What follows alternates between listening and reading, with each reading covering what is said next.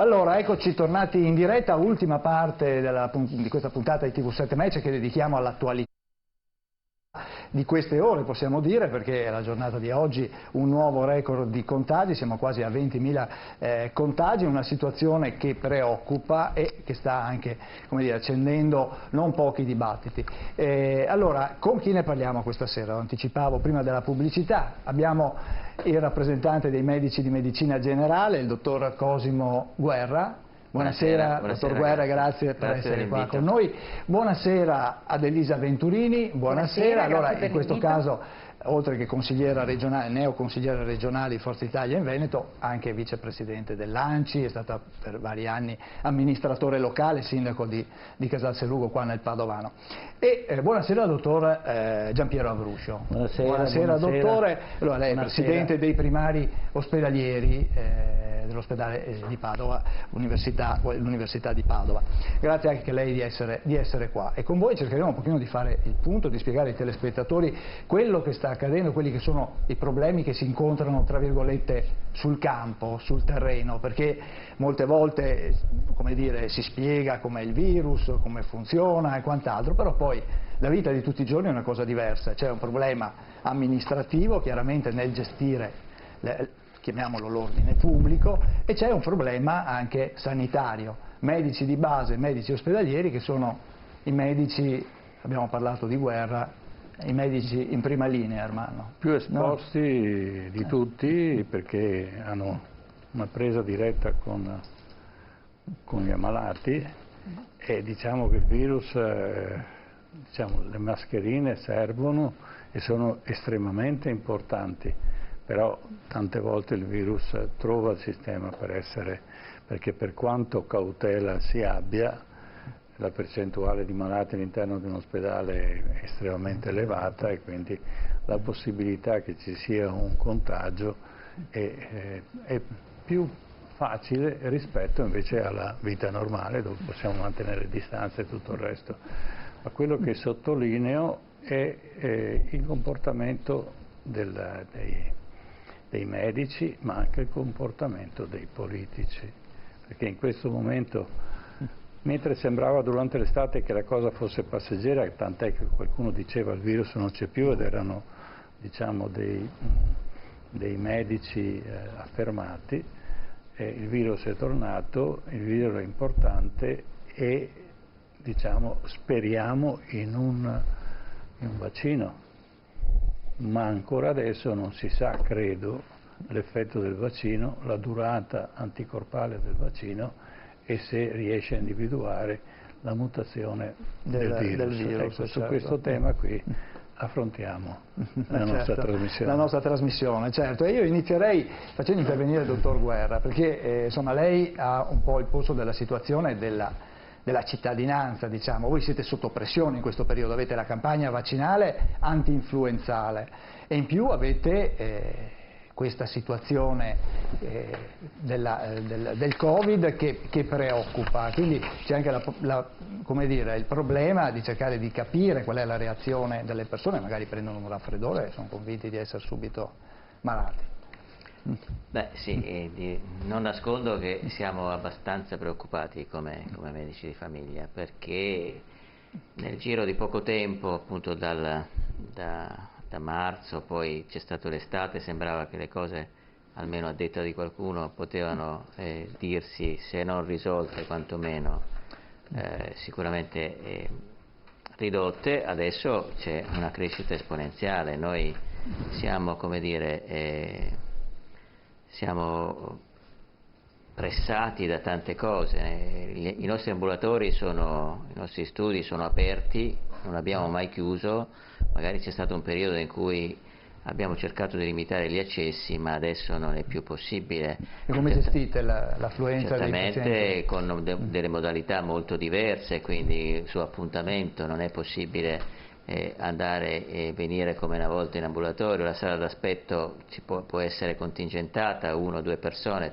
a seconda della grandezza, ma nessuno può entrare se non ha l'appuntamento e tutti gli studi medici per i pazienti appena entrano viene misurata la temperatura, si viene sanificate le mani, c'è l'uso della mascherina che è indispensabile, quindi chiaramente questo, però questo non è che ci garantisce completamente, perché almeno adesso si sta vedendo sempre di più che ogni paziente che viene dentro potrebbe essere quello che ci porta dentro qualcosa, non solo per noi ma anche per lui. Quindi, ecco, poi stanno arrivando appunto le influenze, tra virgolette, che ancora non ci sono le influenze vere, ma ci sono quelle forme virali che comunque danno la febbre, danno un po' di sintomi, e il primo pensiero naturalmente di tutti, nostro ma anche di chi viene da noi, è quello di avere il Covid. Quindi... Certo, ecco, ma senta, uno dei temi di questi giorni sono i tamponi rapidi, il poter fare i tamponi un po' dappertutto. Dopo sentiremo anche che sta arrivando anche l'esercito per questo. Ecco, voi anche per i medici di medicina generale si è parlato di darvi il compito anche di fare il tampone, no? Sì, sì, è vero. Qua a Padova, in provincia di Padova, quantomeno la risposta è stata buona come categoria, perché non è come dire, è una disponibilità che uno può accettare o meno, anche perché molti colleghi hanno sollevato il discorso della difficoltà di farli in ambienti adeguati, magari chi lavora da solo, insomma chi non ha la segretaria, chi non ha il personale di studio o gli infermieri, chiaramente è un po' più difficile, ma diciamo che c'è stata una buona disponibilità. L'ULSS ci ha dato già i primi tamponi, quindi già molti colleghi siete già siamo operativi, già attrezzati, chi ha aderito quindi ha già un numero di tamponi e quindi si può partire, e siamo partiti e cominciamo. Diciamo che anche un test abbastanza facile, l'unica difficoltà è che se poi ti viene fuori un positivo, insomma, devi gestirlo e devi cercare di sanificare l'ambiente, quindi insomma è una categoria che si sta impegnando, che sente anche il dovere di impegnarsi sempre di più, perché in una situazione di pandemia di questo genere uno non può tirarsi indietro e dire insomma io sto un po' chiuso e non partecipo a questo tipo di discorso, e quindi insomma direi che la categoria ha risposto abbastanza bene da questo punto di vista. Certo, ecco, ma poi ci sono i vaccini che ci hanno impegnato in maniera ecco, dottor Avruscio, perché non liberalizzare i tamponi? Cioè non è un grosso problema fare un tampone, quindi il meccanismo è abbastanza semplice.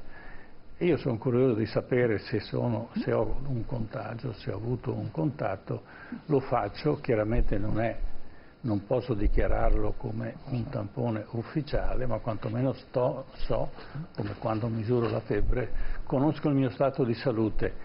Se vedo che questo tampone mi dice che forse potrei avere il virus, allora mi avvicino a un centro di analisi e allora faccio il tampone reale. Perché non diffondere questa? Ma guardi, magari, perché vede, il discorso non è tanto di farli, poi è di processarli. Perché vede, la microbiologia di Padova già dal 10 gennaio, quando tutti quanti era appena finita l'Epifania, il governo diceva che era tutto sotto controllo, che non c'era problema, per l'Italia non ce ne sarebbe stati, c'erano alcuni anche professionisti, virologi, altri che dicevano che mai sarebbe arrivato in Italia questo virus. Un certo professor Crisanti costruiva già i tamponi in casa. Cosa vuol dire in house, farli in casa? Vuol dire con materiali che non devi richiedere alle ditte esterne, che poi dopo insomma ti mancano, perché poi i reagenti sono importanti, però se te li dà una ditta esterna possono essere limitati, invece se te li fai in casa te li fai tu. E aveva cominciato già a screenare la comunità cinese e gli studenti cinesi che arrivavano, ricordo che c'era il carnevale cinese e quindi ritornavano dalla Cina, da quella Cina, Capodanno, era tempo di carnevale poi dopo.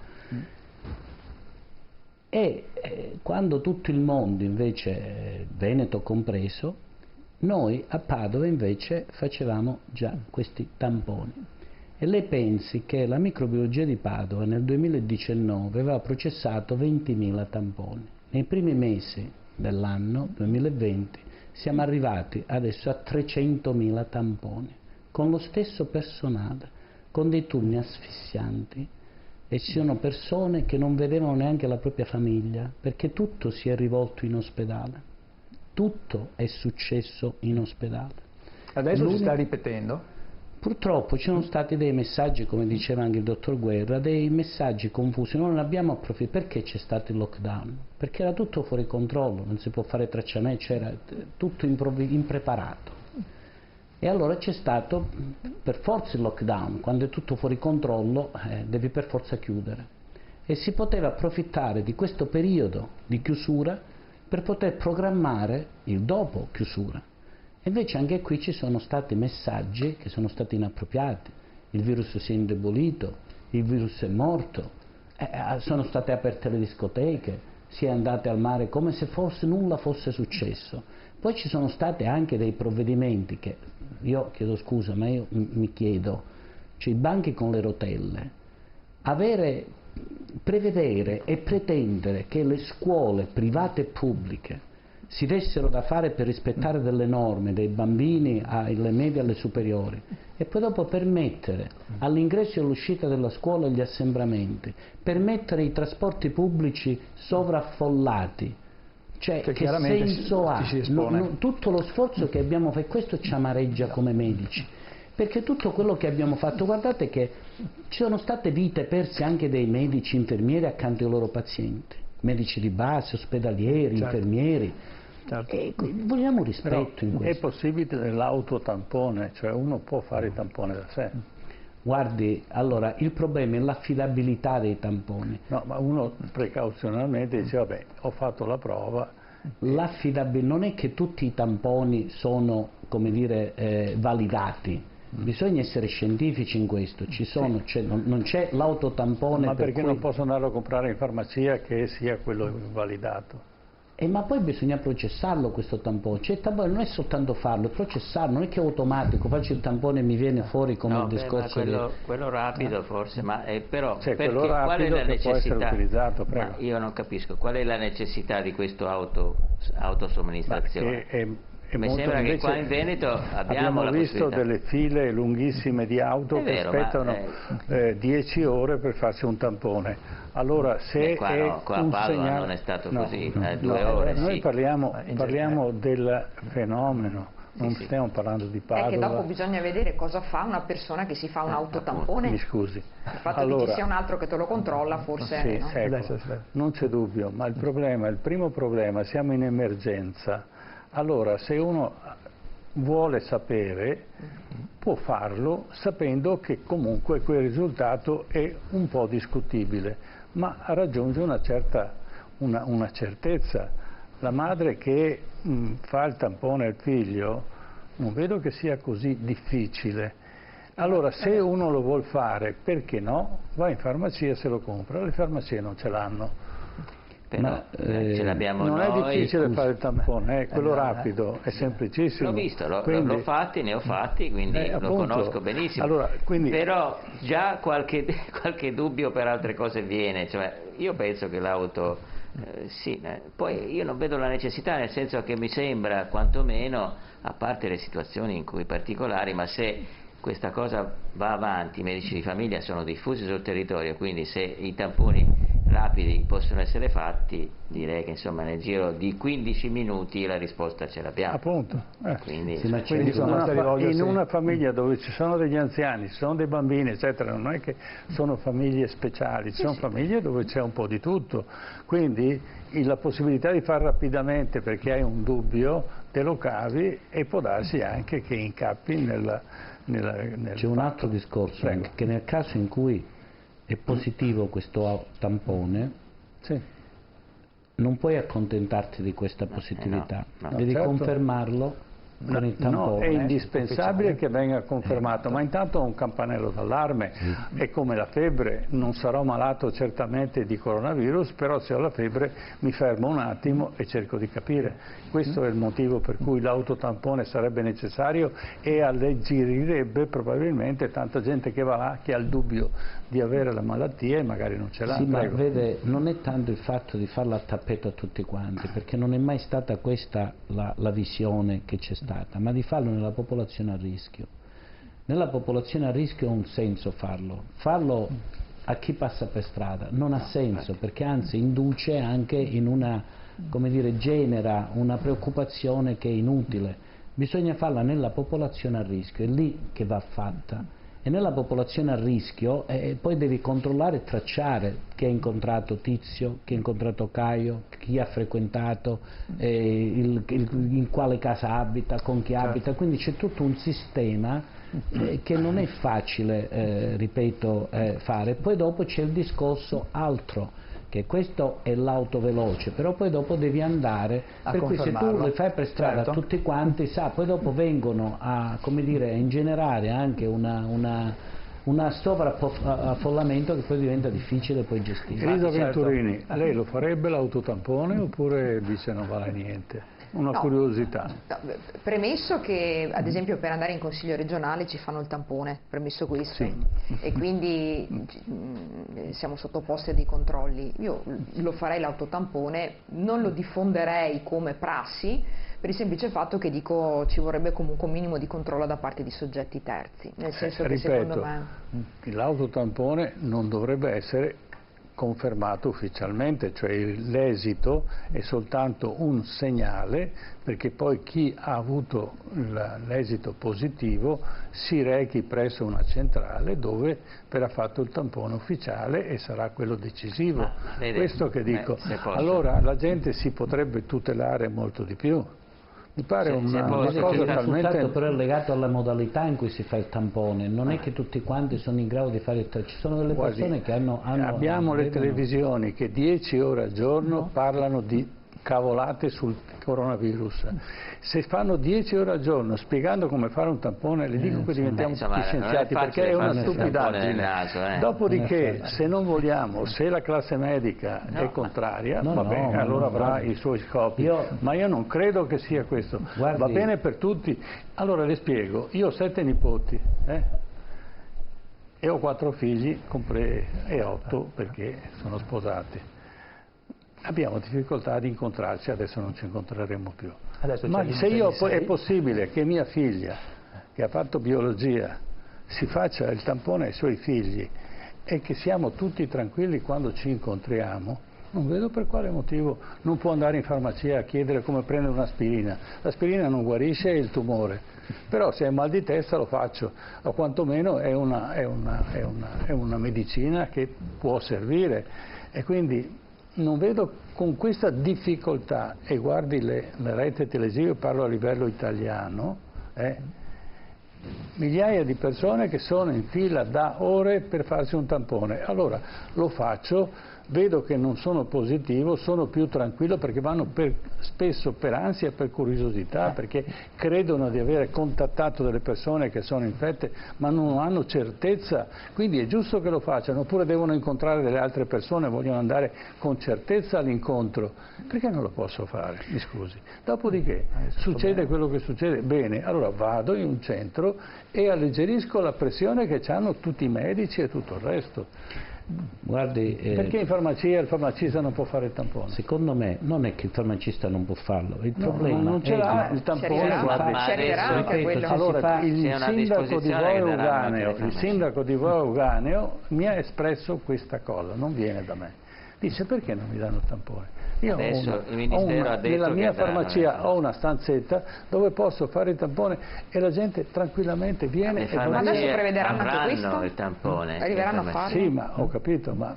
Poi quando arriverà quello salivare forse sarà più semplice l'autosomministrazione. Ma sì, non c'è dubbio, ma intanto cominciamo, perché alleggeriamo quello che adesso muoviamo l'esercito per fare i tamponi. Di famiglia che lo facciano ai loro pazienti. Poi penso che vedremo perché se riusciamo a farli e riusciamo ad averli, comunque fare il tampone siccome non è proprio indolore, perché poi dipende da chi te lo fa. Allora se fosse magari un tampone che insomma è una cosa rapida, indolore, magari ce lo potremmo anche fare, ma il tampone così com'è difficilmente uno si infila il tampone sul naso e insomma non è proprio così leggero, quindi il fatto che ci sia un'altra persona che te lo fa te lo fai fare, ecco, da solo uno non si fa del male, ecco, diciamolo così. Secondo me però indurrebbe anche in un sovraffollamento ancora ulteriore, perché ripeto una cosa, ma se io non ho incontrato nessuno, cioè se io lo faccio per motivi psicologici, tutti quanti,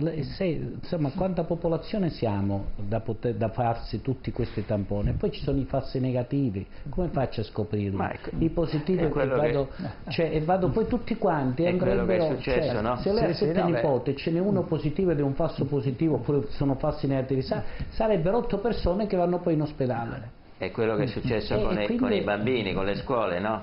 Quanto polemica c'è stato per il fatto che alla scuola, quando ha un minimo di raffreddore o altro, manda dal medico per fare le file interminabili per i tamponi, che per fortuna erano rapidi, perché sennò... E quindi io secondo me i tamponi veloci già risolvono un po', perché con i tamponi veloci tu hai una risposta che è abbastanza veloce, quindi poi è stata validata dallo Spallanzani, il Ministero eccetera, e quindi sull'auto, perché ripeto ci vuole anche una certa esperienza, non tutti sono capaci, ripeto c'è un po' però comunque sarebbe uno strumento perché se effettivamente sono validate, funzionano, pur di non andare tutto fuori controllo, ecco, al di là, poi, oltre al tampone invece in questi giorni qua si parla anche di quelle che sono le misure che sono state introdotte. Allora io vi proporrei un intervento del Presidente del Consiglio. Conte ha parlato in Parlamento e ha un po' riferito su quella che è la situazione. Sentiamolo e dopo ne parliamo. La strategia per contrastare questa seconda ondata di contagio non può essere quindi la stessa adottata in primavera, anche per le conoscenze acquisite in questi mesi, per le prassi virtuose che fanno parte della nostra esperienza quotidiana. L'Italia è oggi in una situazione ben diversa rispetto a quella del mese di marzo, anche se anche questa situazione si sta rivelando molto critica. All'inizio, lo ricordiamo, non disponevamo dei mezzi, mascherine, test diagnostici, terapie intensive sufficientemente capienti per contrastare questo nemico invisibile e insidioso. Non eravamo neppure a conoscenza, se non vagamente, delle procedure di base per affrontare questa sfida. Oggi siamo più pronti, grazie al lavoro, al sacrificio di tutti. L'elenco per soffermarmi in ringraziamenti personalizzati sarebbe molto lungo.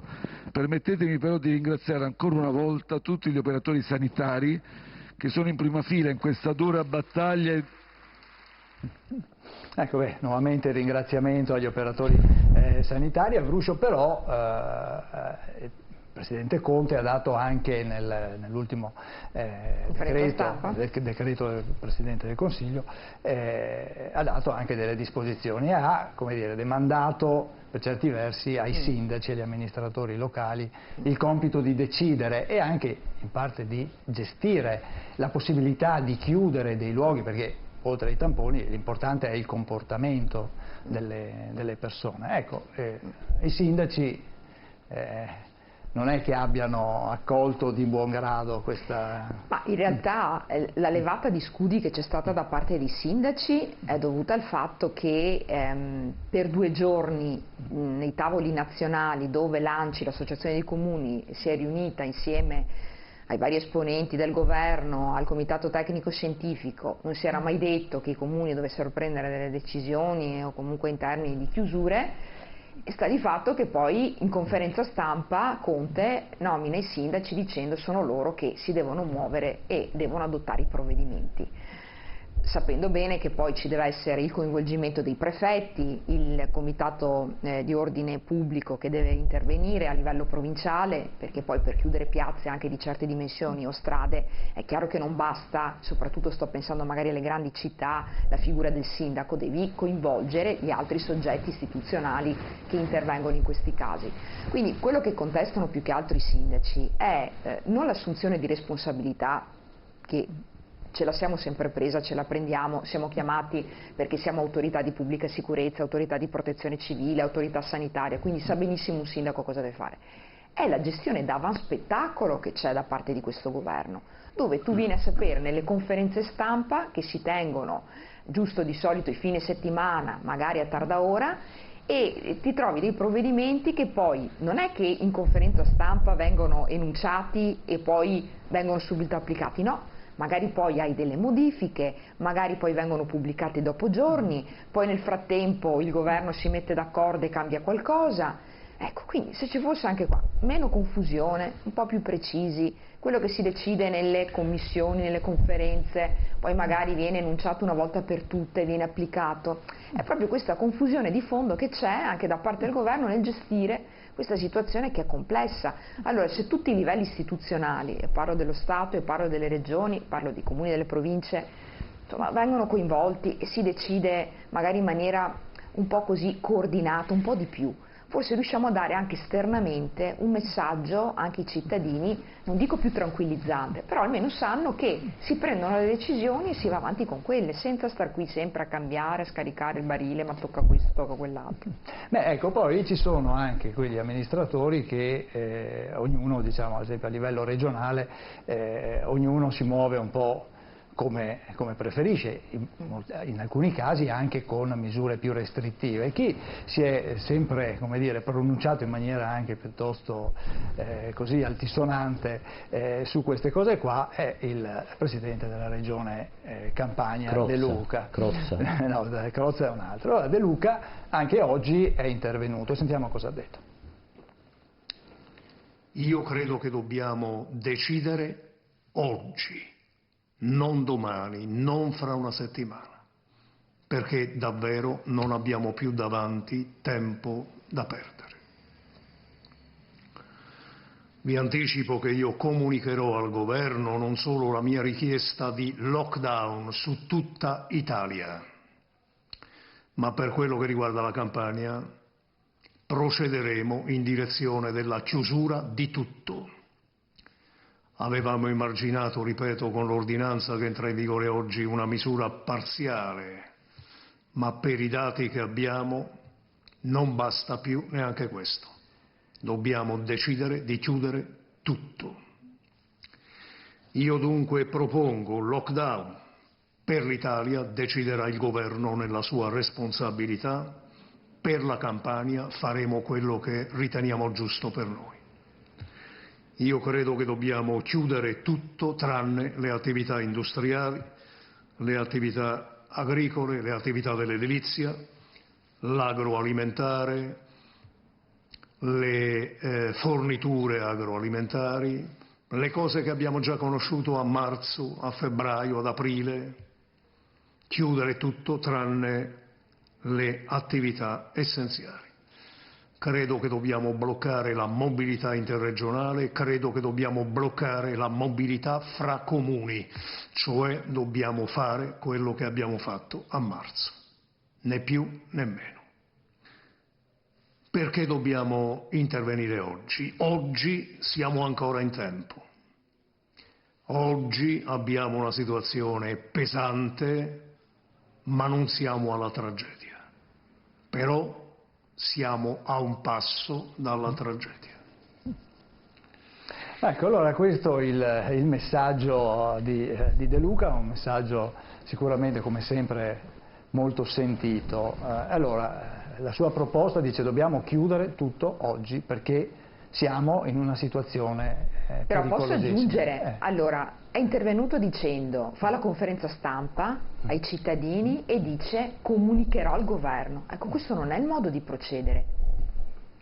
Tu comunichi prima al governo, ti coordini e dopo fai la conferenza stampa dove dice ai cittadini. Luca Zaia oggi ha detto chiaramente io dovevo prendere un provvedimento, attendo di vedere cosa fa il governo e poi lo vado ad adottare. Non trasformiamo questa pandemia in politica. No, non è questione. No. È che si crea. Mi scusi, se uno sbaglia e poi si corregge, andiamo avanti perché sennò sono tutte parole. Io ho visto persone che dicevano no alla mascherina e si facevano il selfie e non rispettavano le norme minime dell'igiene e ci sono persone invece che lo fanno. No, ma non ho detto questo. Mi scusi, oggi si chiede l'intervento dell'esercito quando invece questa pandemia ci deve portare a una cultura sociale. Cioè sono delle singole persone che se partecipano ed entrano nella grande discussione, va bene, politica, se i singoli rispettano quello che viene detto, questa pandemia può essere bloccata. Quando l'ordine viene dall'alto, allora c'è la chiusura totale e questo è un disastro, ma perché uno deve decidere per tutti, allora tutti fermi. Invece se questa cultura viene diffusa e ognuno rispetta e denuncia anche quello che non la rispetta, allora riusciamo a risolvere il problema, perché se no non c'è nessuna chiacchierata, nessuna parola, non c'è nessun argomento uno contro l'altro. Il virus se ne frega, anzi di queste cose ne gode. Professore, mi dica la sua opinione. No, grazie. Comunque, prego. Dottore, sì. No, dal mio punto di vista non voglio fare considerazioni politiche, anche se comunque, insomma, come in Veneto abbiamo avuto situazioni diverse. Mi pare che come dal punto di vista della sanità, dal punto di vista biologico, dal punto di vista scientifico, se il comportamento sia scientificamente mi faccia dire. positivo quando uno si comporta bene, purtroppo, e lasciamo stare la politica. Il politico arriva quando il disastro è stato fatto. Allora, in questo momento la gente non conosce, non ha percezione di cosa vuol dire pandemia. Allora, prego, professore.